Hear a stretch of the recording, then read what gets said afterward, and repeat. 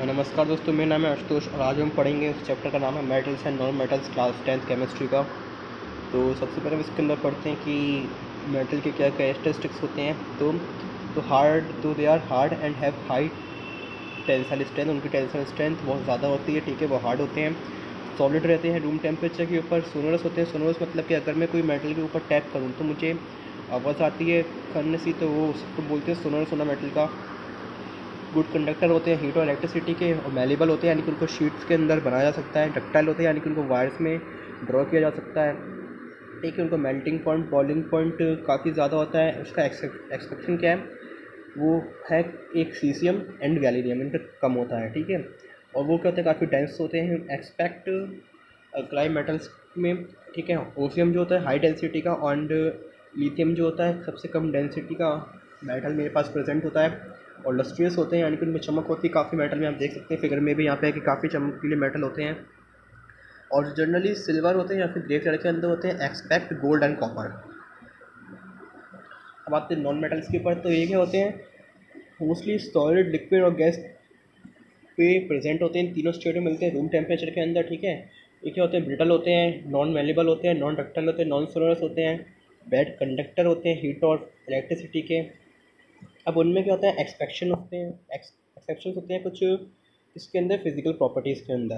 तो alkali metal जो होता है जैसे कि Na, K, Li और भी एल्कलाई मेटल जो होते हैं, ठीक है, उनको क्या कर सकते हैं, नाइफ की सहायता से ही बस काटा जा सकता है, ठीक है, इतने सॉफ्ट होते हैं ये, ठीक है। ये एक एल्कलाई मेटल का एक्सपेक्शन है, एक्सेप्शन है, ठीक है। और क्या होता है, मरकरी जो होता है एक लिक्विड मेटल होता है, ये भी एक्सेप्शन है। और क्या होता है, लीड, मरकरी या पूरा कंडक्टर ऑफ हीट, ठीक है, मेटल होने के बाद भी पूरा कंडक्टर ऑफ हीट होते हैं ये।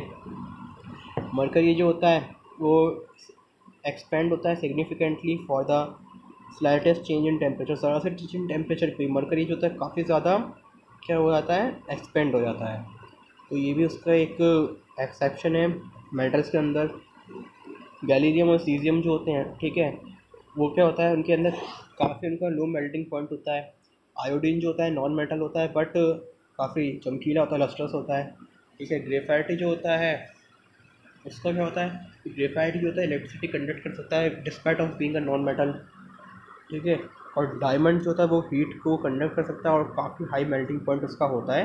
तो ये भी मेरे पास क्या है, एक्सपेक्शन है किसका, नॉन मेटल्स का, और मेटल्स के ऊपर दिए हुए हैं यहाँ पे एक्सेप्शन। अब आते हैं केमिकल प्रॉपर्टीज़ ऑफ मेटल्स के ऊपर।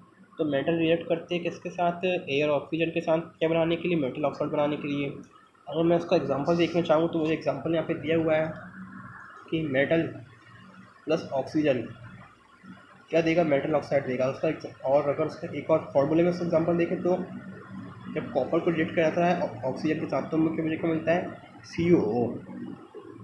उसी तरह से अगर उसका एक्सपेरिमेंट कैसा होगा, कोई भी एक चमचे के अंदर मैंने अल्कलाई मेटल ले लिया, ठीक है, ऑक्सीजन गैस है, उसके अंदर मैंने क्या किया, उसको रिएक्ट कराया तो मुझे क्या मिला, अल्कलाई मेटल का ऑक्साइड मिला यहाँ पे। उसी तरह से यहाँ पे ये किया गया है एक्सपेरिमेंट। क्या होता है कि oxide of metals can react with both acid and base to produce salt and water. Such oxides are known as amphoteric oxide. Amphoteric oxide वो होते हैं जो कि एसिड और बेस के साथ, ठीक है, रिएक्ट कर जाते हैं, ठीक है, यानी कि उनके जो ऑक्साइड होते हैं मेटल्स के वो एसिड और बेस के साथ क्या करते हैं, रिएक्ट करते हैं और क्या बनाते हैं, सॉल्ट बनाते हैं। अगर उसका एक एग्जांपल देखें तो यहाँ पे क्या हो रहा है, एल्यूमिनियम ऑक्साइड जो है वो किसके साथ रिएक्ट कर रहा है, NaOH के साथ। तो मुझे क्या दे रहा है, सोडियम एल्यूमिनेट सॉल्ट दे रहा है प्लस वाटर दे रहा है। अब क्या आता है कि metal also react with water to form metal oxide. Metal जो होते हैं वो वाटर के साथ रिएक्ट करके मेटल ऑक्साइड भी बनाते हैं। Metal oxide in turn can react with water to form metal hydroxide. और उसके बाद क्या होता है कि मेटल ऑक्साइड जो होता है वो किसके साथ रिएक्ट करता है, वाटर के साथ रिएक्ट करता है और वो क्या बना देता है, मेटल हाइड्रो ऑक्साइड बना देता है। यानी कि अगर मैं उसको कोई एग्जांपल देखूं कि मेरे पास Al2O3 है, ठीक है, Al2O3 मेरे पास यहाँ पे था,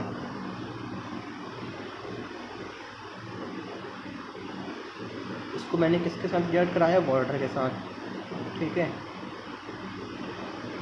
क्या किया, मेटल ऑक्साइड जब वाटर के साथ रिएक्ट करेगा, ठीक है, तो मुझे यहाँ पे क्या मिलेगा, मुझे एल्युमिनियम का मुझे क्या मिलेगा यहाँ पे, एल्युमिनियम का मुझे हाइड्रो ऑक्साइड मिल जाएगा यहाँ पे। An2,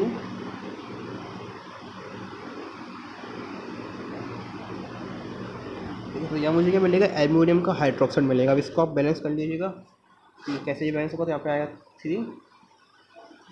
3LOH3 मुझे यहाँ पे मुझे मिलेगा, ठीक है। और क्या दिखाया कि metal also react with dilute acid to form salt and hydrogen.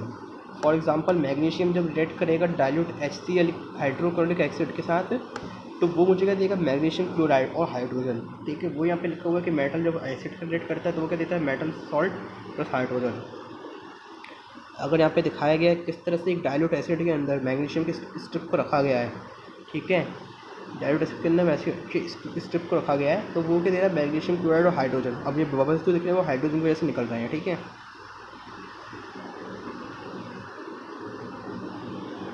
तो आते हैं chemical properties of non metals के ऊपर।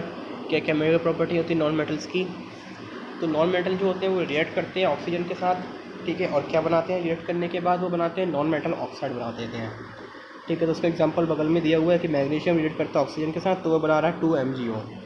और वही वर्ड में लिखेगी एक इक्वेशन कि non metal plus oxygen gives non metal oxide. अब non metal do not react with water and acid to evolve hydrogen gas. अब नॉन मेटल जो होते हैं वो रिएक्ट नहीं करते वाटर के साथ और एसिड के साथ, हाइड्रोजन गैस इवॉल्व करने की रिएक्शन नहीं मिलती है। और non metals can react with salt solution and more reactive element will displace less reactive element. Non metal can also react with hydrogen to form hydrides. लेकिन क्या होता है, जो नॉन मेटल्स होते हैं, नॉन मेटल्स जो होते हैं वो क्या करते हैं, वो सॉल्ट सोल्यूशन के साथ रिएक्ट कर सकते हैं और मुझे क्या बना देते हैं, क्या करते हैं, मोर रिएक्टिव एलिमेंट जो होता है उसको डिस्प्लेस कर देते हैं और लेस रिएक्टिव जो होता है नॉन मेटल इसकी जगह पे मोर रिएक्टिव वाला आ जाता है नॉन मेटल, ठीक है। तो इस तरह से वो सॉल्ट सोल्यूशन में रिएक्ट करते हैं नॉन मेटल्स। नॉन मेटल जो होते हैं वो हाइड्रोजन के साथ किस तरह रिएक्शन देते हैं कि वो बना देते हैं हाइड्राइड बना देते हैं। जैसे यहाँ पे अगर सल्फर का देखें तो सल्फर ने हाइड्रोजन के साथ जब रिएक्शन की तो मुझे क्या दिया, H2S दिया, जो कि एक हाइड्राइड है सल्फर का। आते हैं रिएक्टिविटी सीरीज के ऊपर। The series in which metals are arrange in decreasing order of reactivity it is known as reactivity series. अब ऐसी सीरीज जिसके अंदर मेटल को अरेंज किया गया है किसके अकॉर्डिंग, उनकी रिएक्टिविटी को डिक्रीजिंग ऑर्डर में अरेंज किया गया, तो उसको मैंने क्या बोल दिया है, रिएक्टिविटी सीरीज बोल दिया है, ठीक है। तो सबसे ज़्यादा जो रिएक्टिव होगा वो क्या होगा, पोटेशियम। सबसे लेस जो रिएक्टिव होगा वो क्या होगा मेरे पास, प्लेटिनम। उस तरह से पूरे यहाँ पे सीरीज बना के दिखाई गई है।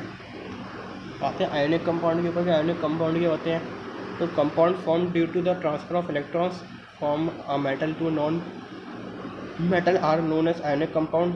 तो वो कंपाउंड जिनके अंदर इलेक्ट्रॉन का ट्रांसफ़र होता है मेटल से नॉन मेटल के अंदर, उन्हीं को मैं क्या बोलता हूँ, आयोनिक कंपाउंड, ठीक है। जैसे यहाँ पे दिखाया गया है कि सोडियम और क्लोरीन का एटम जो होगा, जब सोडियम मेटल से इलेक्ट्रॉन निकल के क्लोरीन में गया, ठीक है, आयोनिक कंपाउंड बना NaCl, क्योंकि इस पर प्लस चार्ज आ गया, इस पर नेगेटिव चार्ज आ गया।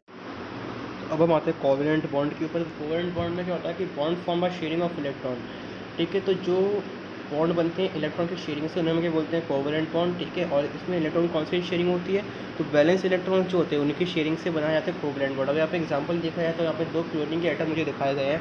तो पहला क्लोरीन का जो एटम है मेरे पास, तो उसमें क्या हो रहा है कि उसके बैलेंस शेल में कितने थे, 7 इलेक्ट्रॉन थे, इसके पास भी 7 इलेक्ट्रॉन है। इन दोनों ने आपस में एक इलेक्ट्रॉन की शेयरिंग की, तो मुझे क्या मिला, कोवेलेंट बॉन्ड यहाँ पर बना हुआ मिला। तो ये ज़्यादा स्टेबल होगा और ये जो पहले कंडीशन थी वो भी अनस्टेबल थी। आते हैं ऑर्गेनिक्स ऑफ मेटल्स के ऊपर। तो एलिमेंट और कंपाउंड जो नेचुरली अर्थ क्रस्ट में मुझे मिलते हैं उन्हें हम क्या बोलते हैं, मिनरल्स बोलते हैं, ठीक है। और मिनरल्स जो होते हैं, ठीक है, उनसे क्या किया जाता है, प्योर मेटल को एक्सट्रैक्ट किया जाता है, ठीक है। उन्हें क्या बोलते हैं, मिनरल ओर्स बोलते हैं। जो मिनरल्स जिनसे प्योर मेटल को एक्सट्रैक्ट किया जाए उन्हें बोला जाएगा मिनरल ओर, ठीक है। और अर्थ क्रस्ट के अंदर जो एलिमेंट और कंपाउंड मुझे मिले उनमें क्या बोला मैंने, उनको बोला मिनरल्स, ठीक है। अब इसको अगर चार्ट देखा जाए तो वो कैसे समझाया गया है कि एक्सट्रैक्शन ऑफ मेटल का पूरा चार्ट की ओर सबसे पहले था। ओर से 3 तरह के मेटल्स को बांटा गया कि metal of high reactivity, medium reactivity and metal of least reactivity. उसी तरह से उनका अलग अलग पूरी प्रोसेस दी हुई है यहाँ पे एक्सट्रैक्शन की। इस तरह से बड़ी बड़ी पूरी प्रोसेस यहाँ पे दी गई हुई है। अब हम आते हैं कि extraction of pure metal from its ore. तो एक्सट्रैक्शन किस तरह से किया जाता है प्योर मेटल का, उसके ओर से, ठीक है। तो उसके स्टेप्स क्या होते हैं एक्सट्रैक्शन की मेटल की फ्रॉम इट्स ओर से, तो वो देख लेते हैं यहाँ पे एक बार। सबसे पहले क्या जाता है कि वो होती है enrichment of ore. First step ये हो गई, ठीक है। सेकंड स्टेप क्या होती है, मेटल का एक्सट्रैक्शन करना।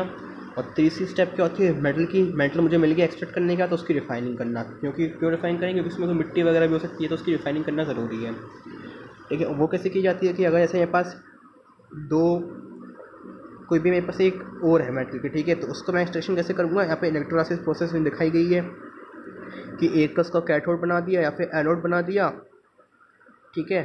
तो उसके बाद क्या किया, करंट पास किया, तो उससे क्या हुआ, यहाँ पे मेटल और मुझे मिल गया यहाँ पे। इस तरह से मेटल का एक्सट्रैक्शन किया जाता है। अब वो एनोड बनेगा कैथोड बनेगा, वो डिफरेंट मेटल के डिफरेंट होता है। अब क्या होता है कि extracting of metals which are low in activity series. अब उन मेटल का एक्सट्रैक्शन जो एक्टिविटी सीरीज़ में लो है, तो उनका एक्सट्रैक्शन कैसे किया जाता है। तो metal which are low in activity series are unreactive. जो लो एक्टिविटी सीरीज़ होते हैं वो अनरिएक्टिव होते हैं। तो ऑक्साइड जो होते हैं इन तरह के मेटल्स के, ठीक है, वो सिर्फ हीटिंग करने से हमें मिल जाते हैं। जैसे कि अगर एग्जांपल देखो तो सिनेबार है जो है HDS है, उसकी सब अगर मैं ऑक्सीजन के साथ मैं अगर हीटिंग करूँगा तो मुझे डायरेक्ट HgO मुझे मिल जाएगा, ठीक है। फिर HgO को और हीट करूँगा तो मुझे क्या मिल जाएगा, यहाँ पे फाइनल मुझे मेटल मिल जाएगा Hg। अब आते हैं हम कि extracting metals in middle of activity series, कि मिडल में जो होते हैं मेटल्स एक्टिविटी सीरीज के, उनको किस तरह से एक्सट्रैक्ट किया जाता है। तो उसकी प्रोसेस दी गई है। तो दीज मेटल आर मॉडरेटिव रिएक्टिव। ये मेटल्स होते हैं मॉडरेटिव रिएक्टिव होते हैं, अच्छे से ज़्यादा रिएक्टिव नहीं होते, मॉडरेटिव रिएक्टिव होते हैं, मीडियम रिएक्टिव होते हैं, ठीक है। वो क्या होते हैं, सल्फाइड या कार्बोनेट नेचर के अंदर मिलते हैं। रिडक्शन के पहले मेटल सल्फाइड और कार्बोनेट जो होते हैं, ठीक है, उनको सबसे पहले किस में कन्वर्ट करना पड़ता है, हमें मेटल ऑक्साइड के अंदर हमें कन्वर्ट करना पड़ता है, ठीक है। और सल्फाइड और जो होते हैं उनको कन्वर्ट किया जाता है ऑक्साइड के अंदर किस तरह से, heating strongly in presence of excess of air, ठीक है। उस प्रोसेस में क्या बोलता हूँ, रोस्टिंग, ठीक है। और उसके बाद क्या था, कार्बोनेट और जो होते हैं उनका आप क्या करेंगे, तो कार्बोनेट और convert into oxide by heating in limited air. Carbonate को लिमिटेड एयर के अंदर और सल्फाइड को ज़्यादा एयर के अंदर, एक्सेस एयर के अंदर किया जाता है हीटेड, ठीक है। और जो लिमिटेड एयर वाली प्रोसेस होती है उसको क्या बोलते हैं, कैल्सिनेशन। वो यहाँ पे दिखाई गई रोस्टिंग प्रोसेस क्या होती है, वो यहाँ पे फिगर में आपको दिखाई गई है। अब आते हैं extracting metals towards top of activity series. जो एक्टिविटी सीरीज में टॉप में होते हैं, यानी कि सबसे ज़्यादा रिएक्टिव होते हैं, उनका किस तरह से एक्सट्रैक्शन किया जाता है। तो मेटल्स आर हाईली रिएक्टिव, ठीक है, क्योंकि सबसे टॉप में है, तो they can not be obtain by heating. वो हीटिंग से नहीं मिल सकते, यानी कि उसका क्या करेंगे, ऐसे कि सोडियम मैग्नीशियम कैल्शियम हुआ, ये हाईली रिएक्टिव होते हैं। तो इनको क्या किया जाता है, इलेक्ट्रोलाइसिस किया जाता है ऑफ द मोल्टन क्लोराइड। इनके क्लोराइड का मोल्ट करके इनको पिघला के उनका किया जाता है, एक्सट्रैक्शन किया जाता है। और वो कैसे करते हैं, वो होता है इलेक्ट्रोलाइसिस प्रोसेस में। वो आपको दिखाई गई है इलेक्ट्रोलाइसिस प्रोसेस कि मेरे पास एक कैथोड है, एक मेरे पास एनोड है। जो एनोड है वो कैसे बनाया गया, एसिडिफाइड कॉपर सल्फेट सोल्यूशन पूरे सिस्टम के अंदर भरा हुआ है, ठीक है। अब क्या होगा, जब मैं इसको ऑन करूँगा तो क्या होगा, कॉपर जो होगा एनोड से निकलने लगेगा और कैथोड पे जाके जंग लगेगा, और इम्प्योरिटी जो होगी एनोड मड जो होगा वो क्या होगा, नीचे यहाँ पे आके जम जाएगा एनोड के नीचे, ठीक है। इस तरह से क्या किया जाता है, हमारे पास हाईली रिएक्टिव मेटल्स होते हैं उनका एक्सट्रैक्शन किया जाता है। अब वहाँ से रिफाइनिंग ऑफ मेटल्स के ऊपर, रिफाइनिंग ऑफ मेटल कैसे की जाती है, तो refining of impure metal is done using electrolytic refining. तो जो इम्प्योर मेटल होते हैं उनकी रिफाइनिंग किस तरह की जाती है, इलेक्ट्रोलाइटिक रिफाइनिंग के द्वारा। तो impure copper is used as anode and instead of copper pure is use as cathode. Impure copper जो होगा उसको एनोड बना दिया, ठीक है, और जो प्योर कॉपर होगा उसको बना दिया कैथोड। और एसिडिफाइड कॉपर सल्फेट को भर दिया इलेक्ट्रोलाइटिक सोल्यूशन के तौर पे, करंट पास कराया, तो क्या होगा, इम्प्योर मेटल जो होगा एनोड से निकल के कहाँ पे जाके डिस्पोज होने लगेगा, इलेक्ट्रोलाइटिक सोल्यूशन के अंदर। लेकिन जो प्योर मेटल होगा, ठीक है, वो क्या करेगा, from the electrolyte is deposit at cathode. तो इलेक्ट्रोलाइट में जब प्योर मेटल मुझे मिल गया, वो कहाँ पे डिपोजिट होने लगेगा, किसके ऊपर डिपोजिट होने लगेगा, कैथोड के ऊपर डिपोजिट होने लगेगा। इस तरह से एनोड मड मुझे यहाँ पे मिल जाएगा नीचे, और यहाँ पे प्योर कैथोड पे पूरा प्योर कॉपर मिल जाएगा। अब कोरोजन क्या होता है, तो metal when expose to moist air for a long period of time they become corrode. तो मेटल जो होते हैं काफ़ी टाइम तक जब उनको मॉइस्चर में रखा जाता है तो वो क्या करते हैं, ख़राब होने लगते हैं, कोरोड हो जाते हैं। इस प्रोसेस को हमने क्या बोला, कोरोजन बोला। तो सिल्वर जो होता है वो रिएक्ट करता है मॉइस्चर के साथ और become black in colour due two sulphur silver sulphide coating. तो क्या होता है सिल्वर जो होता है वो मॉइस्चर के साथ जब रिएक्ट करता है तो ब्लैक कलर का आपने हो जाता है, आपने देखा होगा। वो ऐसा क्यों होता है? क्योंकि उसको सिल्वर सल्फाइड की कोटिंग बन जाती है। और आयरन की जब कोरोजन होता है वो किस तरह बनता है? वो होता है iron plus oxygen with iron 3 oxide. तो इसी के आयरन 3 ऑक्साइड जो होता है वो होता है रस्ट, उसी से आयरन जो होता है कोरोजन होता है, यानी किसी प्रोसेस को हम ये बोलते हैं रस्टिंग। अलॉय क्या होते हैं? तो मिक्सचर ऑफ 2 और मोर मेटल्स एंड 2 और मोर मेटल्स और metals and non metals known as alloy. For example, यानी कि कोई भी 2 या 2 से ज़्यादा मेटल या फिर नॉन मेटल एंड मेटल का जो मिक्सचर होगा उसको मैं ये बोलूँगा अलॉय बोलूँगा। अब ब्रास जो होता है वो अलॉय होता है किसका? जिंक और कॉपर का। ब्रोंज जो होता है वो अलॉय होता है कॉपर एंड टिन का। सोल्डर जो होता है वो अलॉय होता है टिन एंड लेड का।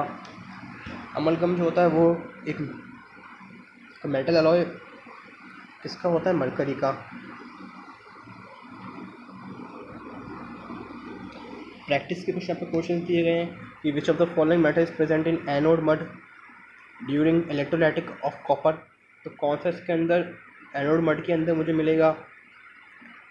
ठीक है, तो वो आपको बताना होगा कौन सा एनोड मड के अंदर मुझे रिफाइनिंग ऑफ कॉपर के समय मुझे मिलेगा। ठीक है, element react with oxygen to give compound with high melting point, the compound is soluble in water, the element likely to be. तो इनकी प्रॉपर्टीज आपको स्टडी करनी पड़ेंगी, उस हिसाब से ये पूरे MCQ आपको दिए गए हैं सॉल्व करने के लिए। ठीक है, सबसे ज़्यादा सेकंड मोस्ट अबंडेंट एलिमेंट कौन सा अर्थ क्रस्ट के अंदर? ऑक्सीजन। तो एलिमेंट सिलिकॉन है कि एल्युमिनियम है, आयरन है। ठीक है, इस तरह से यहाँ पे पूरे क्वेश्चन दिए गए हैं, उस तरह से आपको क्वेश्चन यहाँ पे सॉल्व करने पड़ेंगे। Thank you.